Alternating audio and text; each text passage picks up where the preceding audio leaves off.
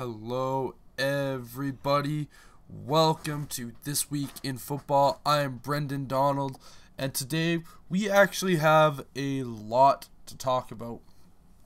We have, we're going to talk about some players like Kyler Murray, Jalen Hurts. I'm going to go over my top 10 players of the draft, and we're going to talk a little bit about Antonio Brown too, and then eventually getting to my player picks. So first, we are going to talk about Kyler Murray. Kyler Murray recently declared this week, which a lot of people have ultimately looked at and did not think it was the greatest move. I'm seeing a lot of people question this move. I personally really like this move by Kyler Murray. I think he is a phenomenal quarterback.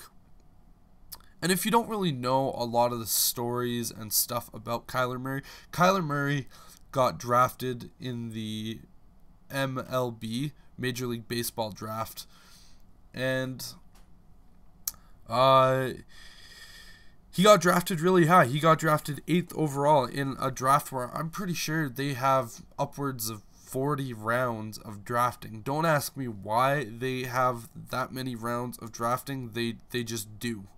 They are really crazy with how many rounds they actually have.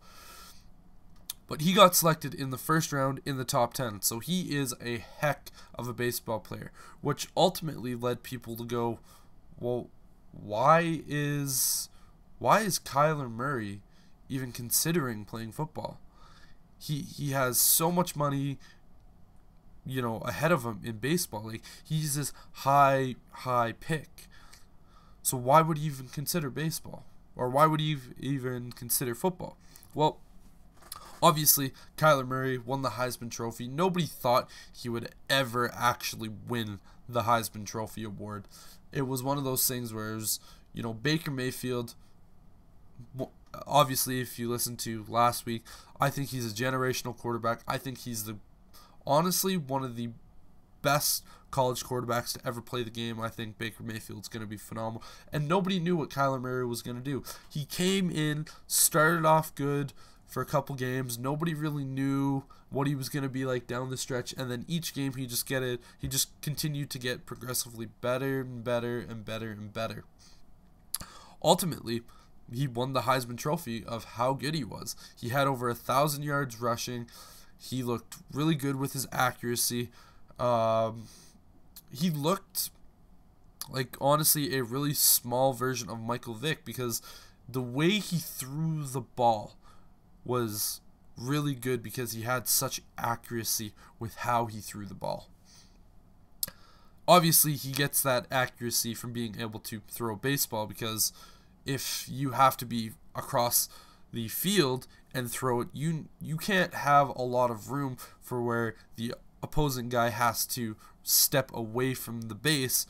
He has to be able to make that throw on a dime. Obviously, baseballs throw a little bit different than footballs, but obviously, because of how good he is at throwing a baseball, I don't think he's a pitcher. But yeah, he has really good accuracy with a football, which, excuse me, it makes him really good quarterback. Obviously, this season he did not play the best opponents in football. He didn't. You can't say he had a Clemson level schedule. You can't say he had an Alabama type schedule. You can't even say he had a Georgia type schedule of strength. He ultimately had a easier season than some of those teams. And obviously we saw it in the not the national championship game, but the playoff game, where he started off slow, and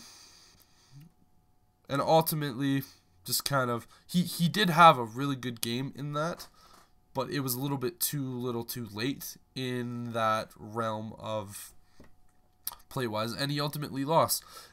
And a lot of people were going, is he going to declare? Is he going to declare? And then finally he declared.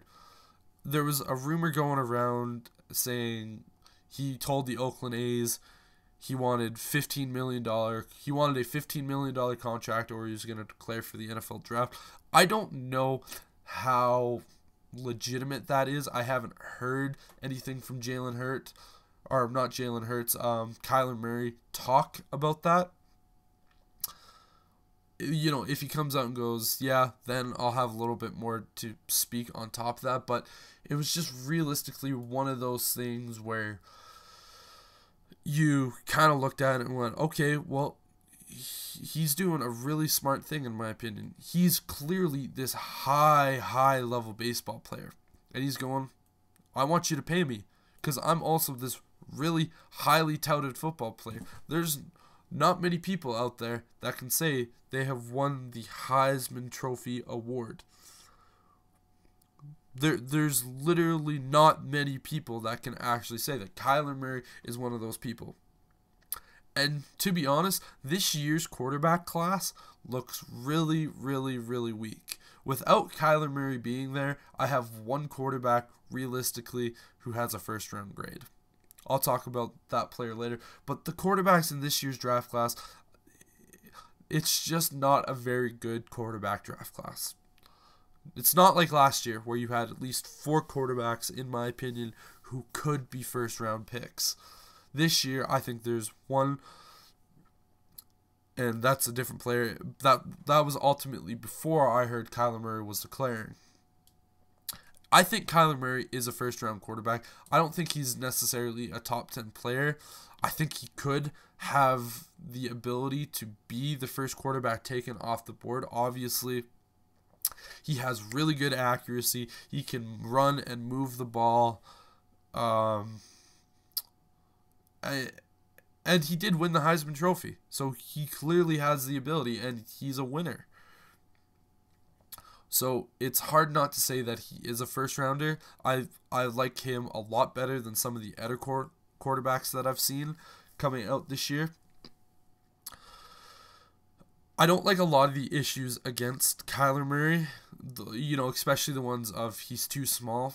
Yes, he might be a little bit too small to play, in the NFL.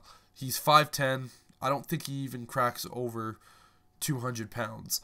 So he is small to play quarterback in all sense of the word. But I don't really think that matters, because if you look at 2 quarterbacks in the NFL who are considered undersized, look at, for instance, Drew Brees and Russell Wilson. They have made it pretty well in their careers. And I think Kyler Murray is not built like Russell Wilson or Drew Brees. Drew Brees are both 5'11". Kyler Murray is 5'10". He is nowhere near as built physically as those 2 guys. If you look at Drew Brees, he's kind of built like a fullback. He's really muscular, and he can run you over if he needs to.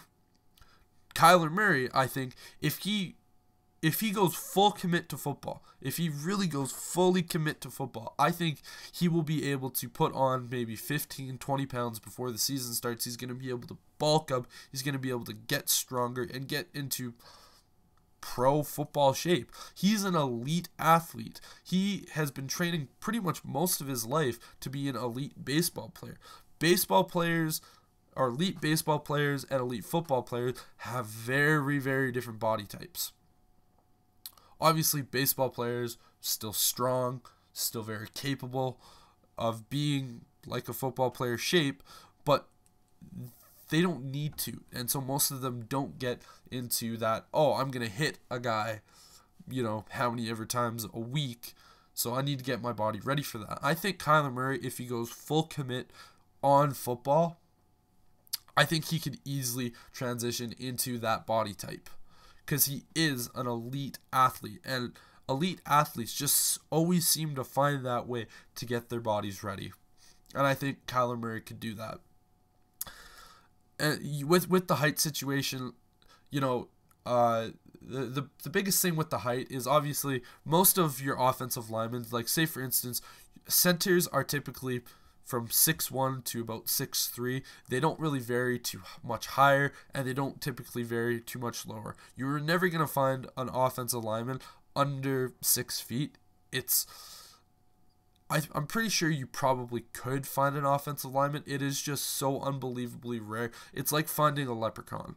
Like, if you find one, it's like that, store this, figure out how he's at the pro level at this height. But yeah, your centers are typically 6'1" to 6'3". Your guards are typically 6'3" to 6'5", 6'6", and then your tackles are typically around 6'6" to even sometimes 7 foot. So obviously Kyler Murray being 5'10", that makes it harder for him to see over the offensive line. And so maybe a 3-step drop that he's going to have to do will have to transition into a 5-step drop back, which that might very well be something that he has to do. He might never have a 3-step drop just because he probably won't be able to see over his offensive line. And that's the issue that a lot of people have with his height, is that he would have to do that 5-step drop instead of a 3-step. I think if he had to do a 5-step, he would continue to do a 5-step drop. If he had to do a 7-step drop, he would be fine. Kyler Murray in the NFL won't be your prototypical pocket passer. He's going to be one of those guys who's going to do a 5 to 6 to potentially 7-step drop each time he has to throw the ball, and he's going to start moving around. He's going to be very Russell Wilson type. You don't see Russell Wilson stay in the pocket too often. He likes to move around. He's a scrambler who can throw the ball on the move, and I think that's what you're going to see Kyler Murray be like in the NFL. He's not going to be your prototypical pocket passer. If he gets a scent of pressure, he's definitely going to leave the pocket. He's not necessarily going to run the ball, maybe like Lamar Jackson would, where as soon as he senses pressure, he just runs off like a running back. Kyler Murray would never make it in the NFL if he did that. But I think Kyler Murray would definitely, as soon as he senses pressure in the pocket, he's going to escape the pocket and try to extend that play, which I think he would be able to do pretty well for the most part.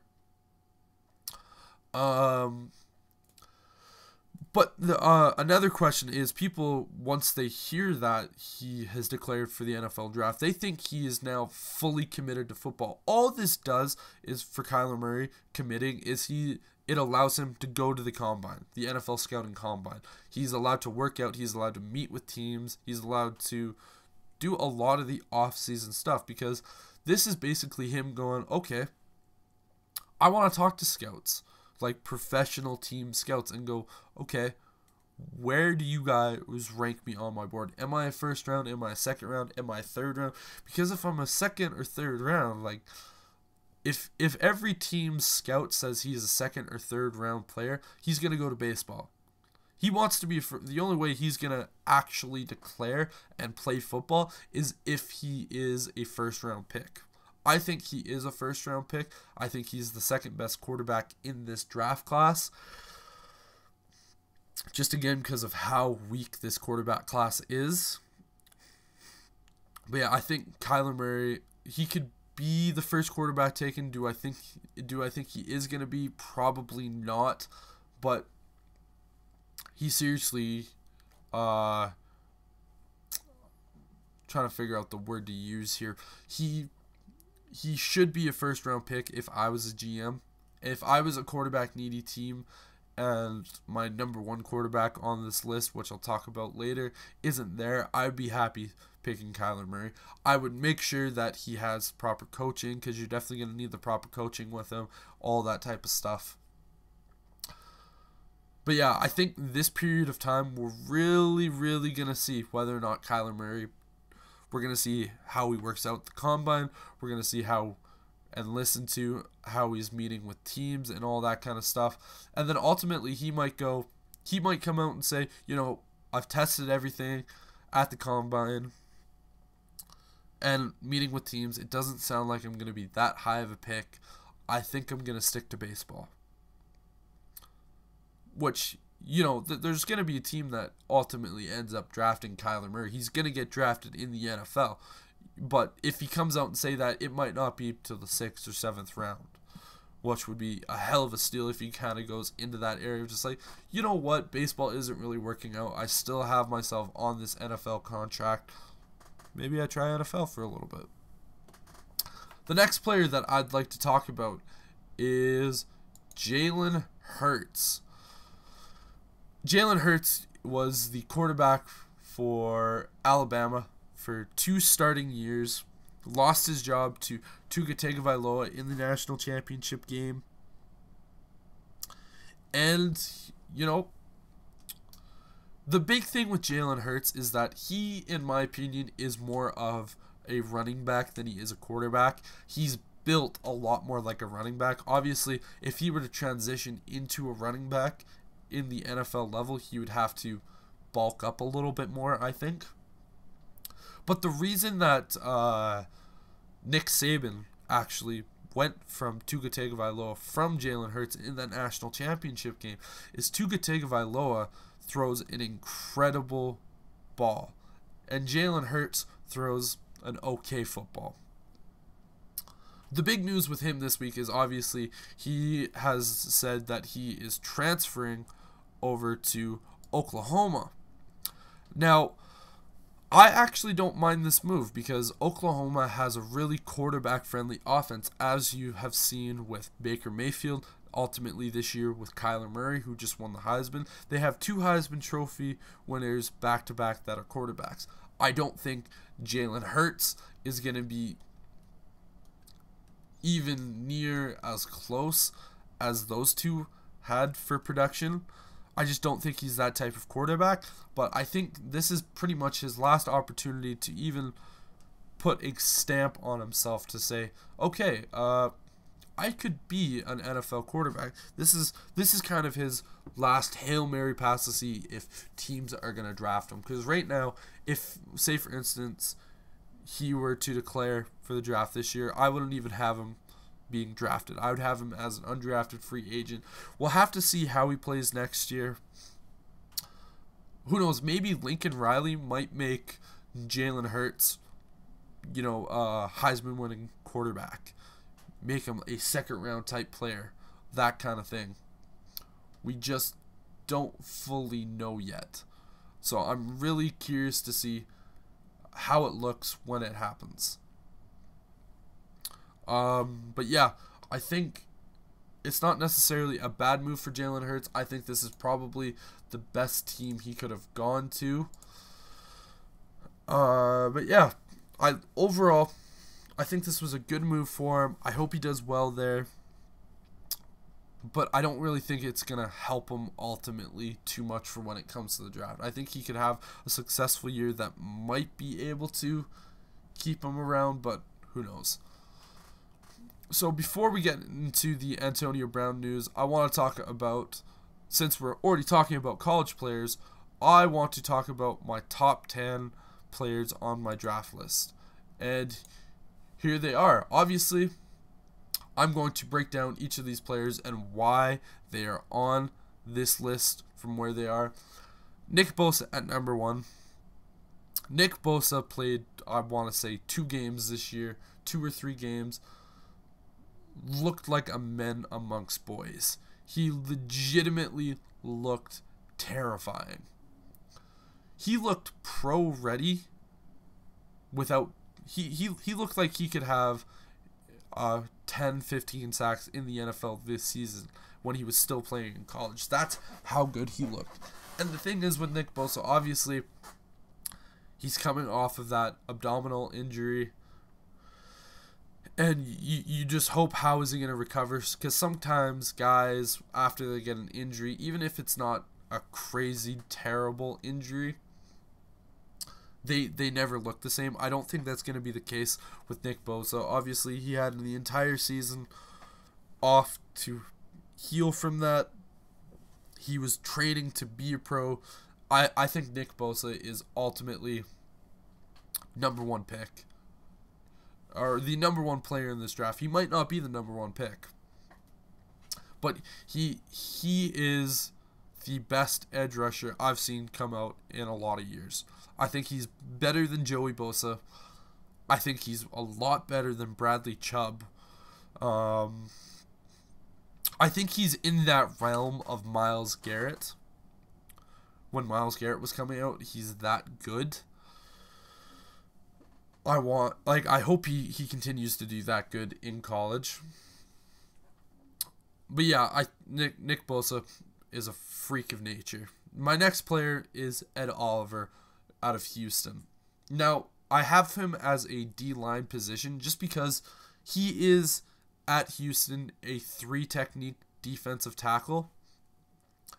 The reason I have him over Quinnen Williams is because Ed Oliver is an absolute athletic freak.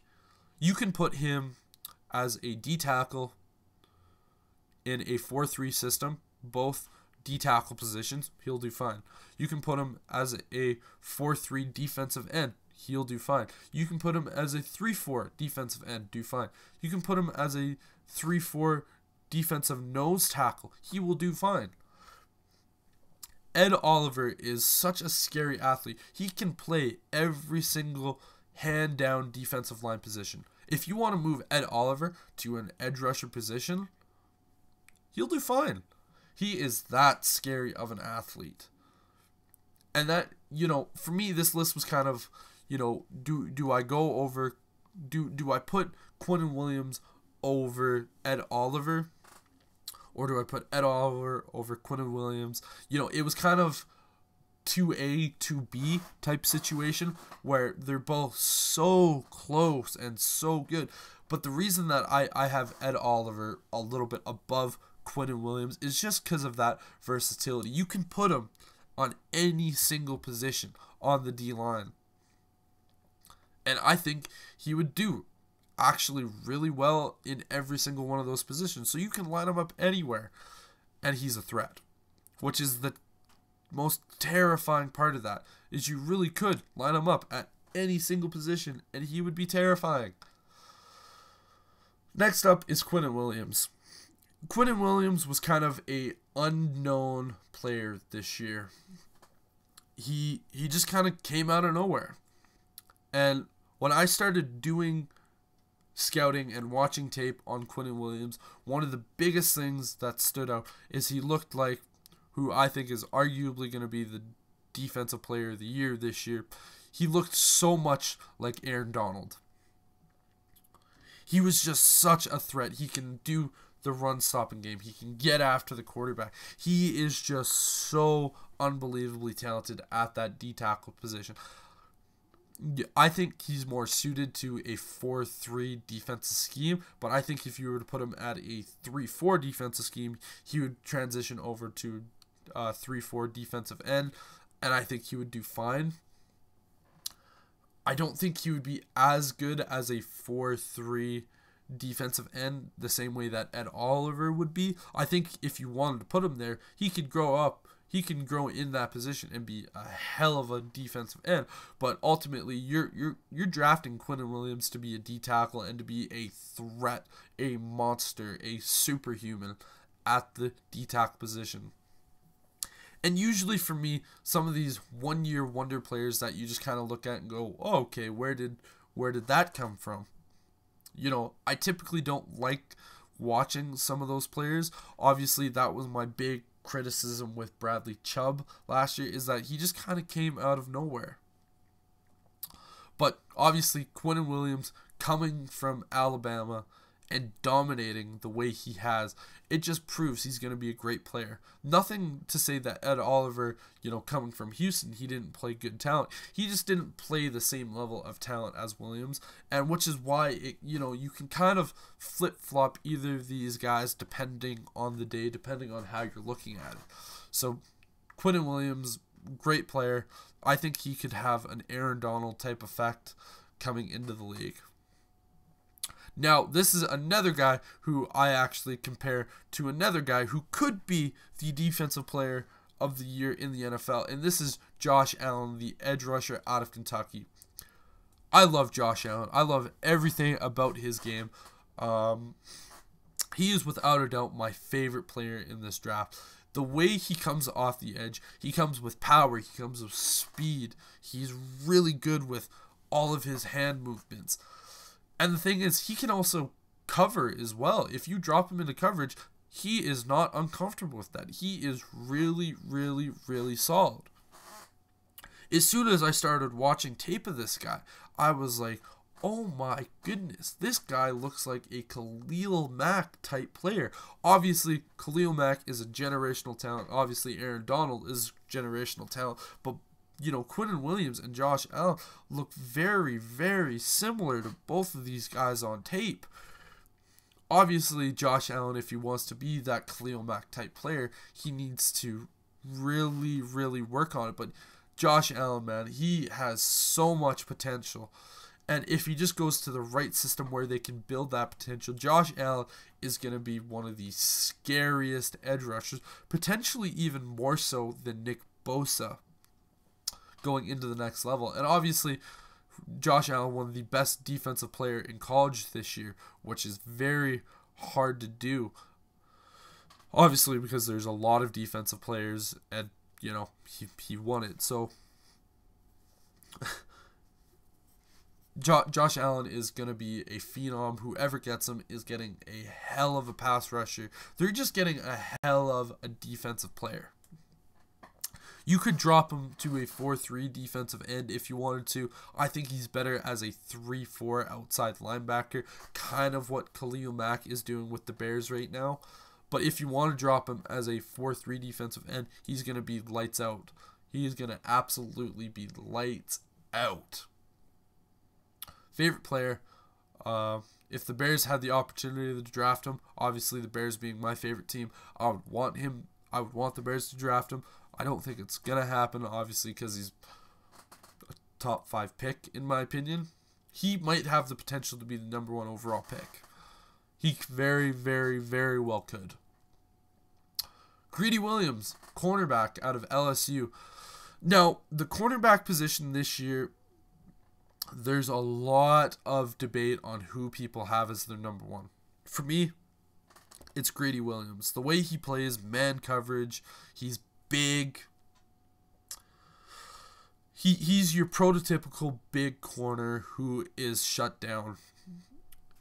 Everything about him I like. Everything. I don't really think... Obviously, there's small things that he needs to work on. But he is one of the best corners I have seen coming out of the draft since Jalen Ramsey. Jalen Ramsey is Jalen Ramsey. I think if you put Greedy Williams, whatever team he goes to, he's going to have that Jalen Ramsey type effect, where in 2 years, he's going to be considered one of the best corners in the league. Maybe even after 1, people are going to go, okay, we can't give him that title yet, but if he has another year like he has, he's going to be in that top 5. The same way I think Jalen Ramsey did. Greedy Williams is that good of a player. Devin White, middle linebacker out of LSU. Another LSU player, back-to-back. Obviously, Devin White, he's without a doubt the best middle linebacker in this class. He is nowhere... Well, he's not as good as what Roquan Smith was coming out of Georgia last year. I think Roquan Smith just had that little bit quicker speed and a little bit more instincts. Devin White is a lot bigger than Roquan Smith is. I think he's like 6'4", as opposed to Roquan being rather or 6'1", and he really does. Or Devin White. If you need a middle linebacker this year, he's without a doubt your best prospect. He's better than your typical middle linebacker coming out. He's not as good as Roquan Smith. I don't think he will be as good as Roquan Smith. I think he's in that same threshold as Van Der Esch is. So I think he's a really, really good middle linebacker. And if you need a middle linebacker, you got to go for him. Rashawn Gary. This is a guy at the beginning of the year I had as behind Ed Oliver as my number 2 player. With that being said, Rashawn Gary is a hell of a defensive lineman. He can play D-tackle, but he can also play defensive end, depending on the scheme. I don't think he's nearly as good as Ed Oliver, but he is a really, really, really solid player. And whatever team he gets put on, I think he's realistically going to be put as a defensive end just because he is a little bit undersized to be a traditional defensive tackle. He's sure as hell not going to be a nose tackle for a 3-4 system. But in a 4-3, Rashawn Gary, that's where he's going to thrive. He's either going to be placed in kind of that D-tackle, defensive end role. Really, really good player out of Michigan. You're getting a really solid player here. Now, number 8. This is my number 1 quarterback coming off the board this year. Dwayne Haskins, quarterback out of Ohio State. Dwayne Haskins did everything right this year. He threw for over 5,000 yards, threw for 50 touchdowns, had over 70% completion percentage at Ohio State. You know, he doesn't necessarily have the best of weapons. He doesn't have Alabama-type wide receivers. He is your prototypical pocket passer. He's really good size. He's big. He has the athletic ability to move if he needs to. He's your number 1 quarterback this year. As much as I like Kyler Murray, Dwayne Haskins is the safer pick. He looks like the most pro-ready quarterback. He looks like a guy, if you draft him, he could start for you day 1. I don't think he's nearly as good as Baker Mayfield was. I don't think he is as good as Sam Darnold was. I think he's better than Josh Rosen. He's a hell of a lot better than Josh Allen was. Lamar Jackson is kind of in his own category for quarterback because nobody really knows what he's going to be like in the NFL. But yeah, I would say Dwayne Haskins is kind of in that same range as Sam Darnold was last year with the level of his play. I think this is your safest quarterback pick, and he's going to be a top 10 pick because he is really, really, really solid. He has really good intelligence of where he throws the ball. You don't really see him make too many questionable throws, and he has the arm strength, which is the big thing. Number 9, we have DeAndre Baker, corner out of Georgia. This entire college season, I really, really loved watching DeAndre Baker. Obviously, he won the award for best corner in college. A lot of people think that he's potentially better than Greedy Williams just because he's a little bit better of a coverer, but he's a lot smaller, which, you know, if you're talking about corners, you have corner A, which I think is Greedy Williams, or you have 1A, Greedy Williams, and 1B, DeAndre Baker. You could flip both of those guys, and they'd be really good. I think Greedy Williams is just a hair or a couple hairs better than DeAndre Baker is. But if you get DeAndre Baker, you are getting a shutdown corner. I think DeAndre Baker was better than Denzel Ward was. I think he was better than Marshawn Lattimore was. He is just a shutdown player. And whoever gets him is getting a really, really, really good corner. Now, to round out the top 10 list, we have Khalil Farrell, edge rusher out of Clemson. On that Clemson defense, that defensive line is scary, scary, scary, scary. He is not as good of an edge rusher as Josh Allen is or as Nick Bosa is. If neither of those two guys were in this draft class, Khalil Farrell would easily be your number 1 edge rusher. I think he has that similar draft stock as Bradley Chubb was coming out last year. I think he's very comparable to that, where he has a really good burst off the edge. His coverage ability isn't as good as, say, a Josh Rosen. You're going to be putting him more like a Nick Bosa, where you're going to have his hand in the dirt at all times to rush the quarterback. You're not going to get him to do a whole lot of coverage. But yeah, I think he's the last on this list. And if you draft him to get an edge rusher, you're going to get yourself a really solid edge rusher. This year is flooding with edge rusher talent. So yeah, that is my top 10 NFL draft player list. This was actually really, really hard because there was so many good players. The top 4 were really, really, well, the top 4 wasn't easy. All these 4 players were going to be in my top 4 no matter what. It was just where I ranked them.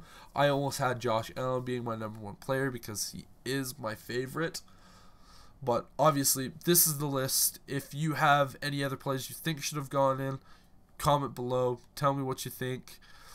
And now what we are going to do is we are going to go back and talk about Antonio Brown. Obviously, there's a lot of shit going around with Antonio Brown this year. Is he going to get traded? Is he going to get cut and picked up? Well, that's not going to happen. But the big rumor is he going to get traded? As soon as I started to hear these discussions about whether or not if he's going to get traded, I didn't believe them, because why on earth would the Pittsburgh Steelers trade away, in my opinion, the best wide receiver in the NFL, and the guy who I think is going to be second to only one wide receiver, and that is Jerry Rice. I think Antonio Brown is that good, and he has that many good years left in him. So why would the Pittsburgh Steelers want to trade this type of guy? Obviously, Antonio Brown is a bit of a drama queen. You know, he was having fights with players, coaches on his own team, blah, blah, blah. He was having fights with media. The Pittsburgh Steelers this year, they were like watching the Kardashians. It was just drama after drama after drama after drama. I didn't believe any of these newsworthy things that say, oh, Antonio Brown's going to get traded. Oh, Antonio Brown's going to get traded. Until the Pittsburgh Steelers put a price tag on him. Put a price tag over his head. And I think that was actually their big mistake, is that they actually put out and said, if you want to trade for Antonio Brown, it's going to cost you your first round pick. Obviously, I think that was a mistake. I think you need to keep Antonio Brown. Obviously, he is a little bit of a diva, but who cares? He's one of the best players in the league. He's always been in the NFL with success on the Pittsburgh Steelers. They just had a bump in the road this year. I feel like the Pittsburgh Steelers next year are going to figure a lot of that shit out. And Antonio Brown is honestly, I think, going to adapt better next year and have a better year than years past if he stays with the Pittsburgh Steelers. But the reason I say the price tag being put on Antonio Brown's head really starts to change this is because look at what happened last year with Khalil Mack. The Raiders organization said, we're not trading him, we're not trading him, we're not trading him. Okay, give us 2 first-round picks for Khalil Mack. And then, you know, less than a week later, the Chicago Bears come knocking. Hi, we would like to trade you 2 first-round picks and a 5th-round pick for Khalil Mack and next year's 2nd-round pick. How does that sound? And they gave him to him. So you have to look at teams that are going to be able to trade a first-round pick. You know, obviously there's a lot of people linking him to the 49ers. The 49ers are not trading the 2nd overall pick for Antonio Brown. Antonio Brown is not worth the 2nd overall pick in the NFL draft. He's worth a first-round pick. He really is. He's worth He's worth pick 15, in my opinion, to 32. That's where his market in range is. You might even, actually, I'm going to change that. He's worth from pick 10 to pick 32. That's the area of pick where you're going to have to give to Antonio Brown, and probably more. So I think the 49ers are probably going to end up, if a team is going to trade, pull the trigger. You could see the Indianapolis Colts doing it to get Andrew Luck, a really good weapon. You could see the Jets doing it, being like, hey, let's go get Antonio Brown and Lev Bell in free agency and just give our young quarterback, Sam Darnold, all of these weapons. Another one I saw is Green Bay. I don't think Green Bay is going to do it, just even though they have 2 first-round picks this year. I just kind of look at it and go, I don't think they're going to be willing to bring that level of drama into their organization. But who knows? Maybe they go, okay, we're going to finally give Aaron Rodgers the best weapon that we could probably give him. So that would be the only reason I could see them actually pulling the trigger. And then the last is the Oakland Raiders. I think you put Antonio Brown in the Oakland Raiders organization, that basically eliminates the Raiders using one of their 3 first-round picks. And who knows, maybe they use one of those 3 first-round picks, say the Dallas one, send him out there. You're not really losing that bad of a pick, and you're getting a really, really good player out of it.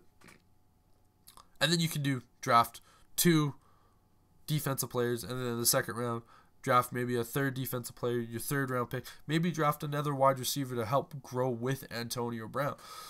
So, do I think he's going to get traded? A strong maybe. It is without a doubt a strong maybe.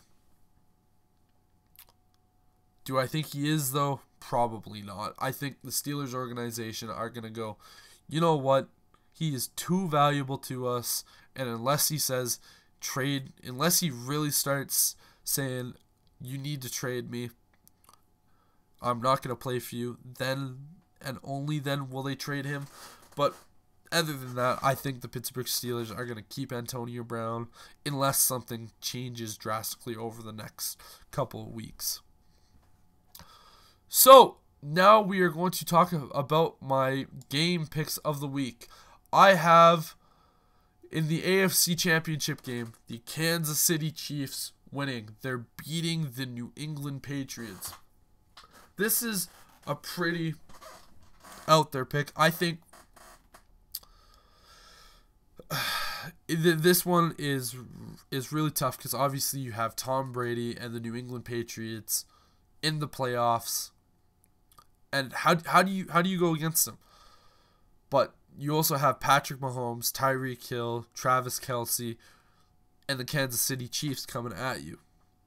It's going to be a complete shootout because the Kansas City Chiefs do not have a defense. They have a really, really, really piss-poor defense. And I think that would be the only reason that they lose is because the Kansas City offense doesn't put up enough points. And saying that just seems outlandish. The Kansas City Chiefs not putting up enough points this year, it's weird to say, and I just don't think it's going to happen. And I think Andy Reid is just going to scheme the perfect game and beat the Patriots. And also, the Kansas City Chiefs lost to the Patriots earlier in this year, so it's a little bit more of a revenge game. Like, okay, we really, really, really need to get back at these guys. We lost to them early this year. Let's go get back at them. And I think the Kansas City Chiefs win. In the NFC, I see the New Orleans Saints winning this game for one reason and one reason alone. Drew Brees. Drew Brees has so much experience in big games and this kind of stuff. If Drew Brees wasn't on the Saints, I would 100% be saying the Rams are going to win this. I just think the Saints offense is really, really good. I think the Saints defense is good enough to stop. And the fact that you are in New Orleans in the Superdome where you can't hear anything when you're on offense for opposing teams, it's going to make it so much harder. I think Jared Goff, the pressure is just going to get to him just a little bit too much. And the Rams win that. Or not the Rams, the Saints win that. And so we are going to see a Saints Kansas City Chiefs Super Bowl, which I think is going to be a really exciting game. I think whoever wins on the NFC side is going to make this an exciting game. Obviously, nobody wants the Patriots to win unless you're a Patriots fan. But yeah, so these are my 2 game winners. Thank you, everybody, for dropping by this week. Hopefully, you had a good time. If you like what you heard, please like and subscribe. Thank you. See you next time.